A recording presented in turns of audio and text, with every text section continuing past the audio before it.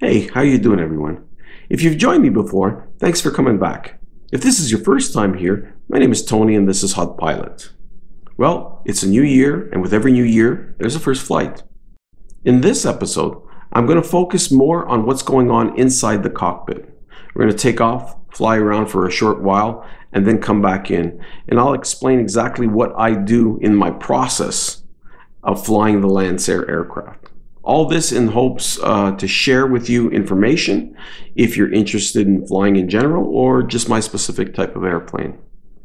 Just keep one thing in mind, that this is for information only.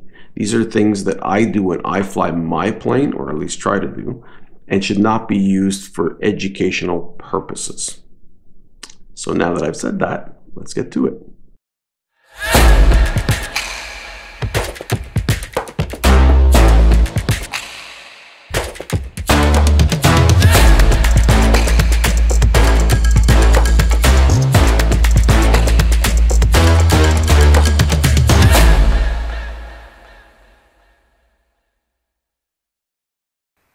Alright, first flight of the year.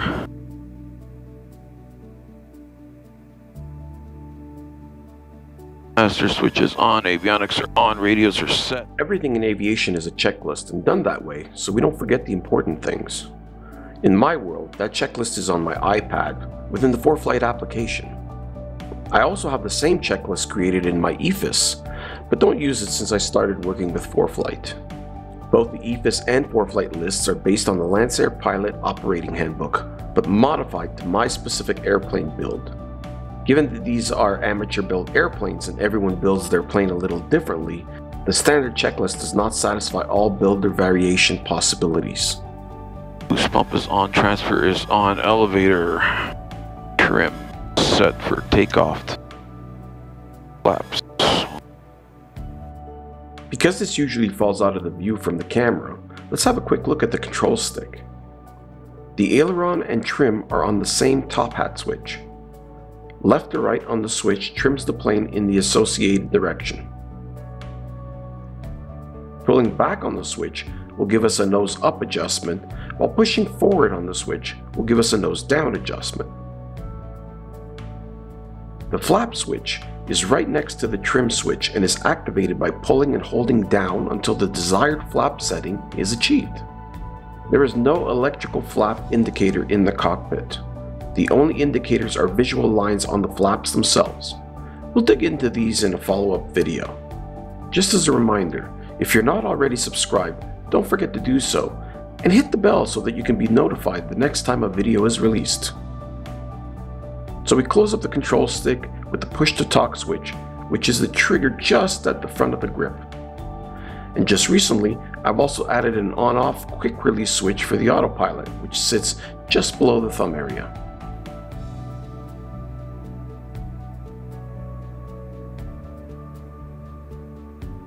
Oh, this is air traffic, Lancair Foxtrot Zulu, Sierra Zulu. Going to take position for immediate departure. I see plane turning basin circuit. We'll be heading out westerly for about 20 miles in the back to the circuit. Zulu, Sierra Zulu, Fidsbury.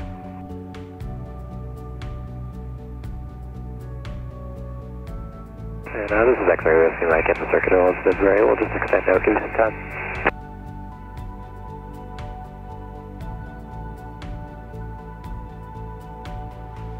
So before we push the throttle in all the way and take off, let's have a look at some of the basic things to watch for on the EFIS.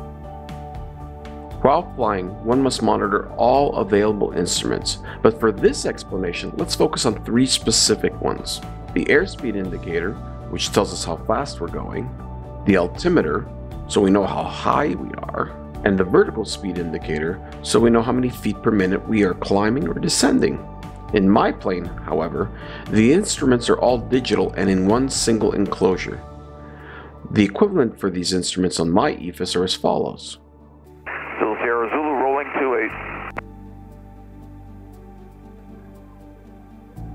Liftoff begins at a speed of 65 knots. This is the moment when the plane's nose lifts off the ground, and by 70 knots, all the wheels are off the ground. I check the positive climb by observing the vertical speed indicator and that it is showing upward motion. Once I have positive climb, I retract the landing gear.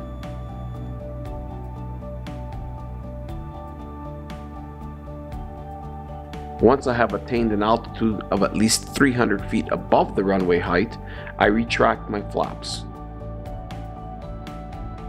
I aim for a 90 to 100 knot climb speed up to my desired altitude.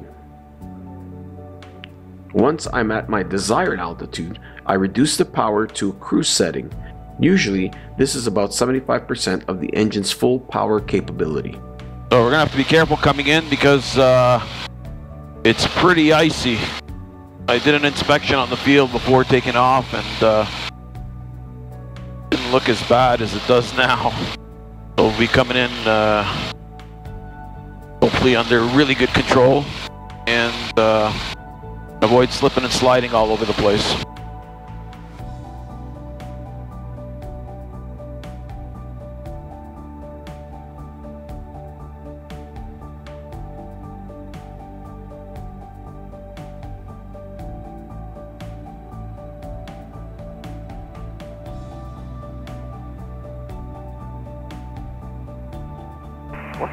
Traffic advisory, Foxtrot Zulu Sierra Zulu, 5,400 feet over the south side of Lancair Lake, inbound towards Old Fitzbury.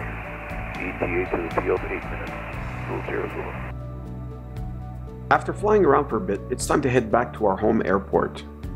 I like to call out often when approaching an airport to let others in the area know where I am so as to help avoid any conflicts. I also sometimes let them know when I expect to arrive at that airport, just in case there are other planes practicing takeoffs and landings at the runway. Oh, this is every traffic, Foxtrot Zulu Sierra Zulu, 5,300 feet, 5 miles to the northwest of Old, inbound, expected in 4 minutes, Zulu Sierra Zulu, Old Fitzbury. As I get closer to the airport, I want to begin reducing my airspeed. This serves two purposes. The first is so that I don't end up outpacing any airplanes in the airport area that may not be as fast as mine. The second reason is that this will allow me more time to plan the proper approach and landing within a confined flying area. My goal is to have the plane be under 130 knots by the time I fly over the airport and less than 120 knots by the time I prepare to land. This is every traffic, Foxtrot Zulu Sierra Zulu, crossing midfield to join runway 28, and there'll be a full stop. This is very icy conditions on the field for the airplane inbound. The 120 knots is the first of my important speeds as I can't lower the gear to land unless at 121 knots or less. Once in the circuit and my speed is correct, I lower my landing gear.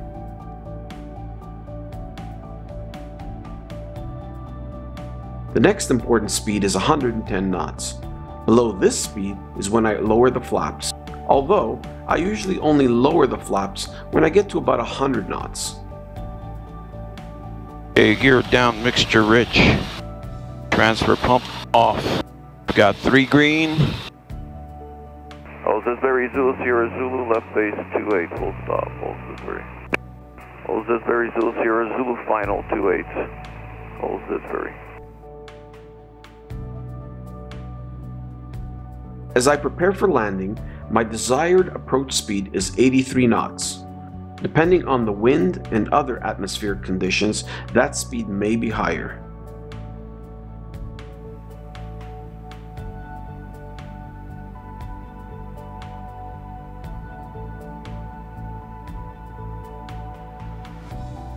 Once I'm ready to touch down on the runway, my speed has usually fallen to about 70 knots.